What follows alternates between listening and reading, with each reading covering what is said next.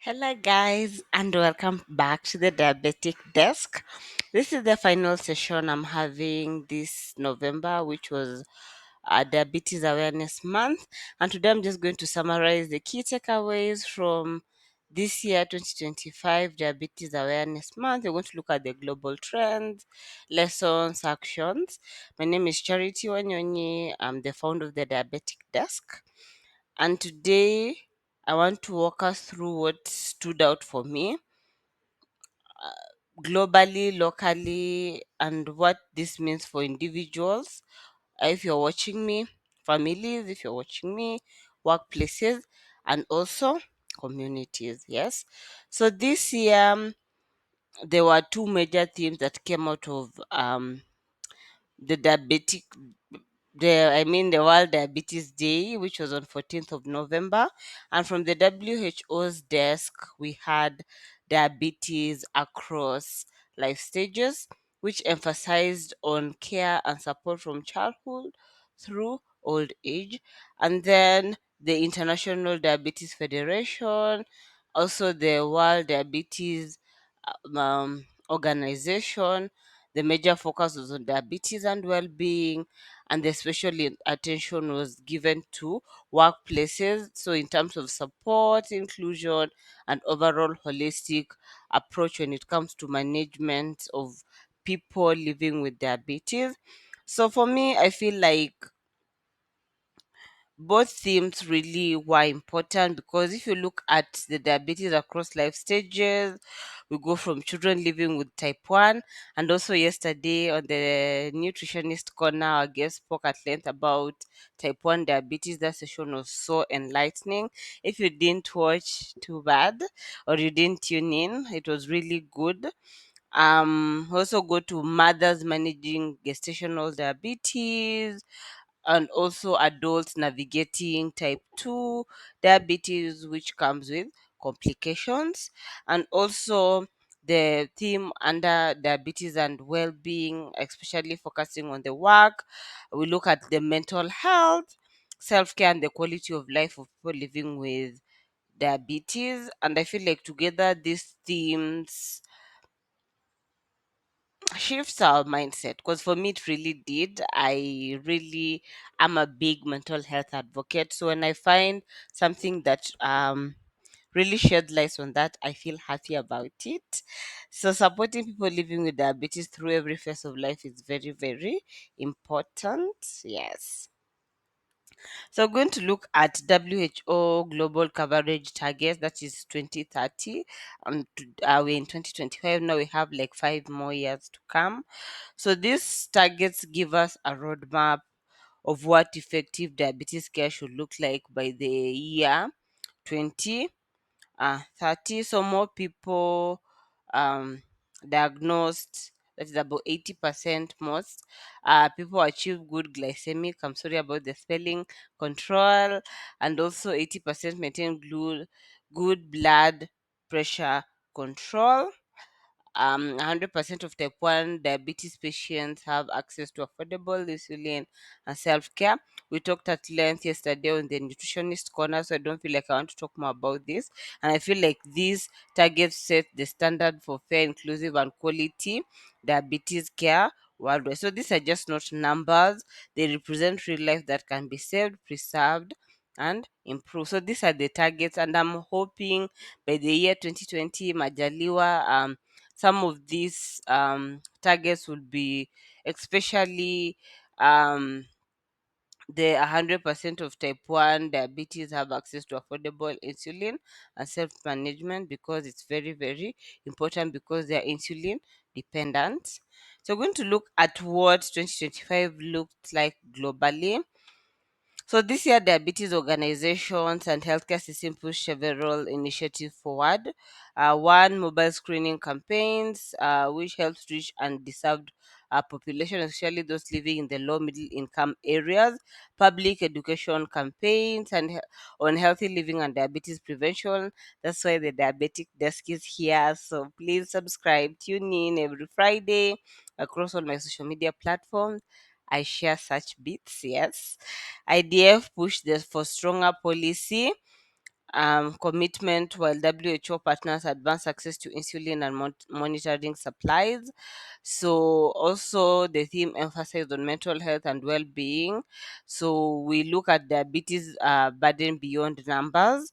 I feel like globally we saw a clear commitment to elevating diabetes as a priority across healthcare systems. So I feel like this year for me, I feel like it's been different because I have actively participated, whether on my platform, Charity Onyonyo on LinkedIn, whether as Charity, founder of the Diabetic Desk, on my YouTube channel where I have lives, and also on the Nutritionist Corner. We've tried our best this month to push diabetes awareness education, and we bring in guests who are actual diabetic educators to talk to you guys. So I feel like we've done quite something, yeah.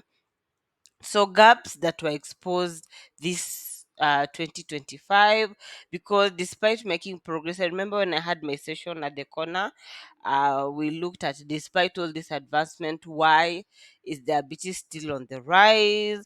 We can see diagnosed, especially in their diagnosed individual globally, coverage really is still low, in especially in the middle income areas. Some people are living with diabetes and they actually don't know. We have access to insulin remains unequal. So, insulin comes together with monitoring tools, continuous care, especially in the low middle income countries. We look at lack of integrated life course care, that is children, pregnancy, and all adults. I feel like are often undeserved. So we really need to look at diabetes across life stages. That's why I 100% was behind the WHO theme. And then mental health and well-being issues are unrecognized in routine diabetes care. I know most diabetes center of excellence, they have a mental health specialist who comes in maybe twice or maybe every day to talk to people, especially when it comes to their mental health. And I feel like misinformation, stigma, and low health literacy, which have really been talking about this month, undermine prevention and management efforts. We really underestimate the power of stigma and misinformation out there. Yes. So, what does this mean for individuals? So, for individuals, this message is clear: get screened, get informed, and get supported. Knowing your numbers early makes all the difference. Diabetes is not linear. Your needs change as your life changes, and you've noticed the needs you had when you were younger are very different from the needs you have right now. So well-being is holistic. It goes beyond blood sugar only. It's physical, mental, and also social. I feel like all this encompasses good management. And then empowering yourself with accurate information is very key. Verify sources before taking in advice. Yes. So, what does this mean for healthcare providers and clinicians? Me being one of them, um, is to adopt a life course model. This is screen and support patients from childhood to old age, as per the WHO theme. Also, integrating diabetes care with other non-communicable diseases, the NCD. There's an NCD alliance on, they're really doing a good job. So we really need to look at the screening and finding complications early so that we can really start treatment and management early. Addressing mental and emotional well-being alongside physical health. When you're doing your assessment, when you're doing your counseling, you make sure you also involve the mental and emotional well-being of your patient or client. Provide health literacy. Move from complex medical jargons to simple actionable guidance. So what does this matter for workplaces? Because that was the major theme that came out this year. um I feel like most people with diabetes are of the working ages, so you consider diabetes friendly policies, screening, healthy meals, flexible breaks, promote wellness, not just productivity, also mental health support, stigma reduction, and inclusive work environment so that someone doesn't feel discriminated. Partner with healthcare professionals.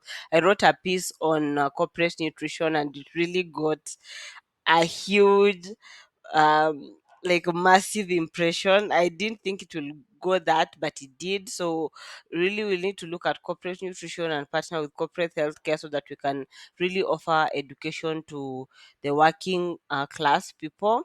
I'm not saying it in a bad way. Yes, view employees' health as an asset.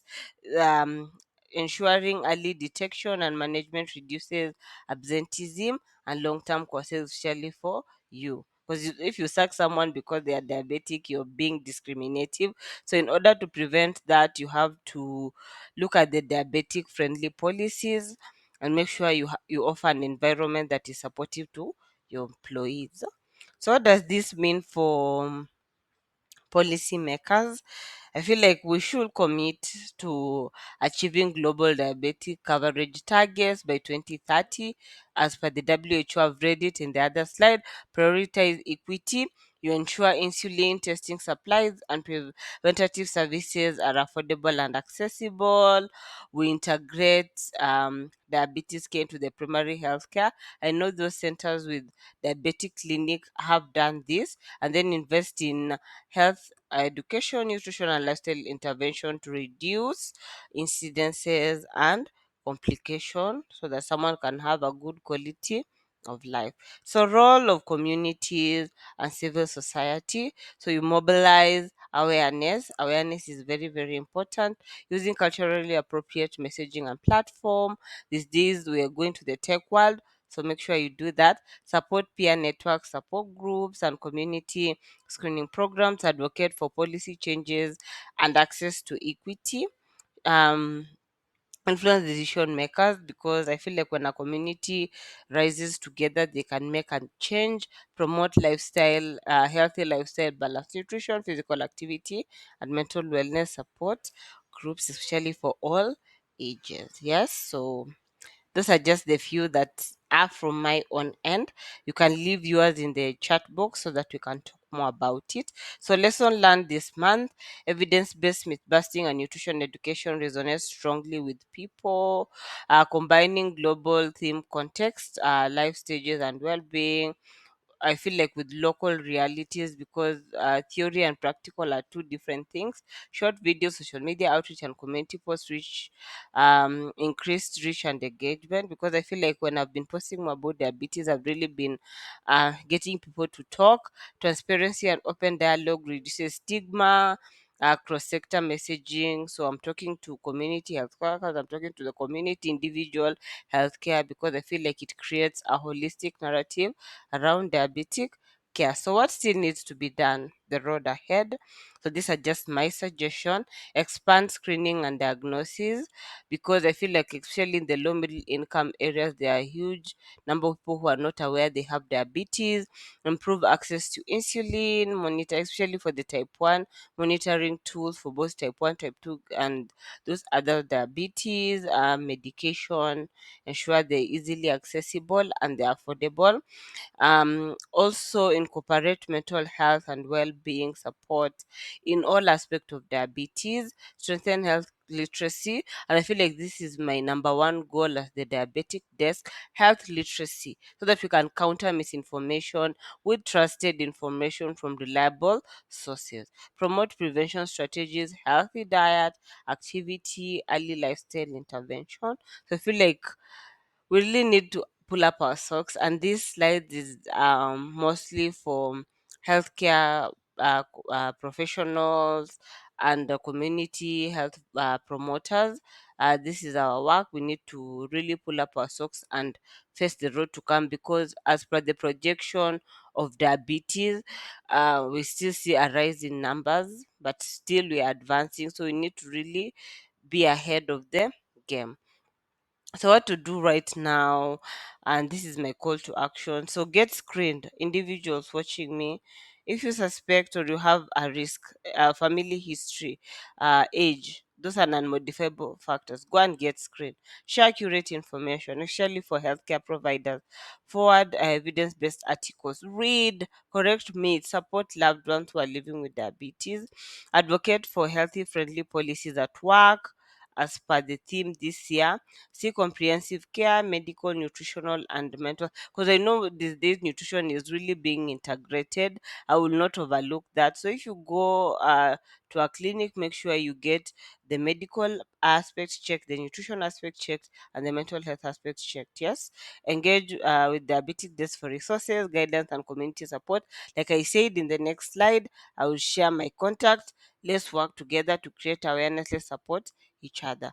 So as these are some of the resources I used to get come up with this slide. So you can go ahead and read more, download them, know about diabetes so that you can become an advocate, yes, or an educator. Pick one. So as we close, thank you so much for coming along this month. I've really enjoyed these sessions and really talking about diabetes. So I'll leave you with this quote: diabetes affects every stage of life, but with knowledge, support, and compassion, we can ensure it doesn't steal lives. Yes. So thank you for journeying with me. This has really been fun, and I look forward to going back to my normal format. I'll be releasing sessions after every 2 weeks. Yes, but every Friday at Charity Onyonyi Tune In, I'll have an article talking about various aspects of diabetes as we continue to create awareness, educate, and learn. So stay connected, stay informed. Contact me this number, reach me through this email, and let's partner and work together. So I've been yours, Charity. Bye.